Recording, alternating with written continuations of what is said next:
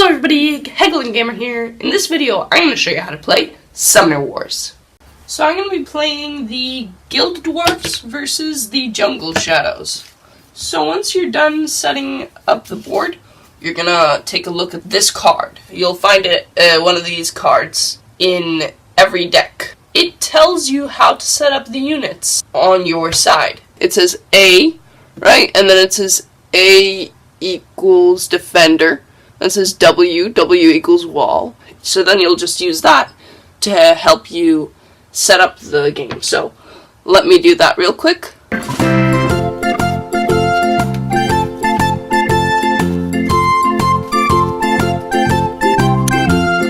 Okay, so now this side is set up. We're going to have to set up the draw pile. You can go ahead and shuffle. Bam, now once you're done shuffling, just put it in your draw pile. I'll explain what the magic in the discard pile is later. Okay, so now I'm going to set up the Jungle Shadows the same way I did with the Guild Dwarfs.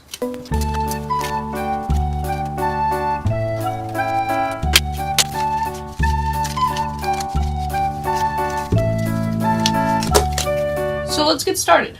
First, let me explain what the different values on the units are. Let me just take a spearman, for instance. This number here is the attack value of the spearman. So whenever you attack, then you roll an amount of dice, right? So if a die rolls a 3 or higher, then you hit and you give the enemy unit 1 hit point, or you remove 1 hit point. So if I have 1, like this one, then I get to roll 1 die, right? But let's say that I found another one, like this one, which has 3 dice, then I get to roll 3 dice. Next is the hit points here, which is how many hit points the unit has. If you get hit by another unit, then you add a hit marker to the card, and then if there's, like this one only has 1 hit point here, that means that it's immediately dead. But if I found another card, like, let's take this one again, it has 5 hit points. So you'd have to place on 5 individual of these for it to be able to die. Next is this little number right under the big number. And this is just the cost. So when you buy or when you summon a new unit, then this is how much magic or money you have to pay. This only costs 1. Some of the cards have a little lightning here, which means that it's your summoner, which is basically like your president or your king. So if this guy dies, then you're out of the game. Then, right next to the cost, there is the bow or the sword marker. If it's a bow, then it means it's a ranged unit. Then you can shoot 3 spaces in one direction. For example, if this guy was over here, he could shoot 1, 2, 3. But if he was here, he cannot shoot 1, 2, 3. Because it needs to be in one direction. And if it's a sword, then it means it's just a melee unit. And it can attack units that are adjacent to it. At the top, it says common unit of the Guild Dwarfs. So common unit is what you start with. All these units here, other than the summoner, is a common unit. So they're usually pretty cheap and weak. And there are several copies of each one. It can also say champion. And basically there's only 1 copy of it in each deck. And it's more expensive and more powerful. And then finally, there's the summoner, and you only have 1 of those in the whole deck. And if the summoner gets killed, then your opponent wins. The goal is to kill your opponent's summoner and to not let your own summoner get killed.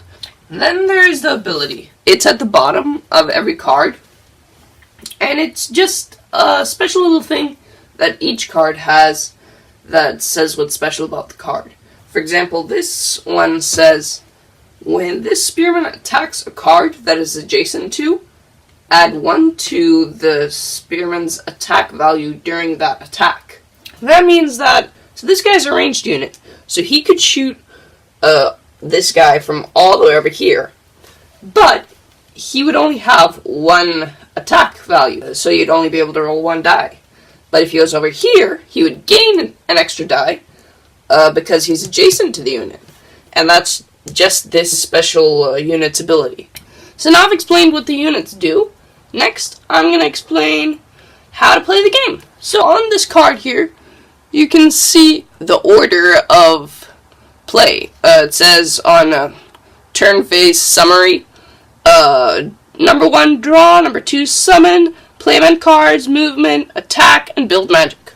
So let me go through each of those. Number 1, draw. Basically, you just draw so that you have 5 cards in your hand. If you have 0 cards, then you draw 5. If you have 3 cards, you draw 2, so on and so forth. And then number 2, summon. That's when you get to purchase units. Magic, it's your money, so you can spend money on summoning a unit. Let's say in my hand I had this card, right?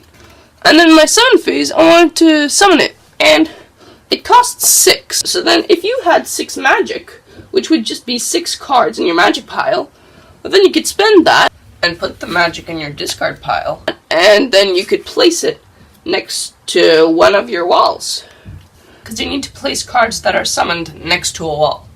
And then on the play event cards phase, you get to play your event cards. So basically, you can play them for free, and you can play as many of them as you want on a turn, as long as you have them all in your hand. Yeah, just play it and do what the card says. So for example, this card, Heroic Feat, it says, choose a unit, add 2 to the chosen unit's attack value for the remainder of the turn.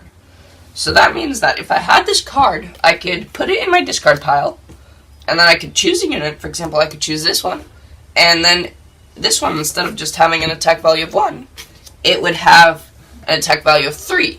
Then there's the movement phase, and basically on the movement phase, you get to move up to 3 units, and you get to move each unit 2 spaces. I could just take this unit, for example, and move it 1, 2.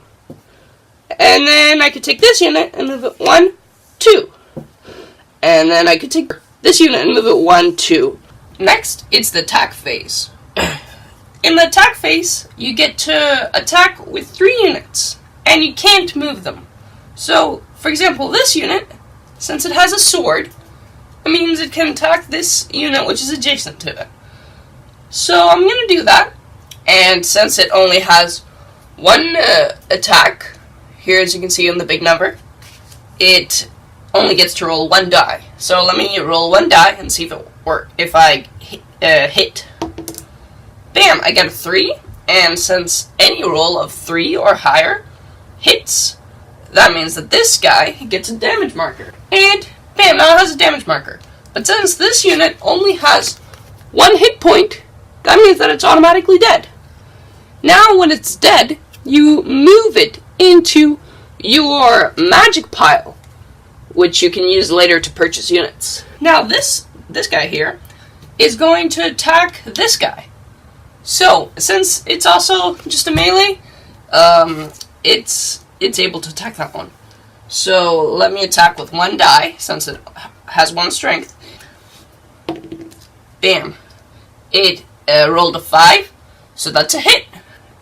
Since that's a hit, I'm going to place a damage marker on it, and since it only has 1 hit point, it's also the same type of unit as the one I just killed. I'm going to put it in my magic pile, because I killed it. Next, I have 1 more attack left, and that attack is going to be performed with this unit. It also only has 1 die, but it has a bow symbol, which means that it is allowed to shoot 3 spaces. So it's going to attack this one. 1, 2, 3. Bam. And it rolled a 1, which means that it misses. So nothing happens, and then we'll move on to the build magic phase. In the build magic phase, you get to take as many cards from your hand as you want and add them to your magic pile. So if there are some cards that you don't think you're going to want to use, then you can simply put them in your magic pile so that you have money to spend later on. I have 2 reinforcement cards. I am going to discard one of them into my magic pile, like so. But I think that I like the rest of my cards, so I'm just going to keep them in my hand for next turn. Then the other player's turn starts. And that, my dear friends, is how you play Summoner Wars. Thanks for watching. Please leave a like and subscribe if you liked the video. And I'll see you all next time. Bye!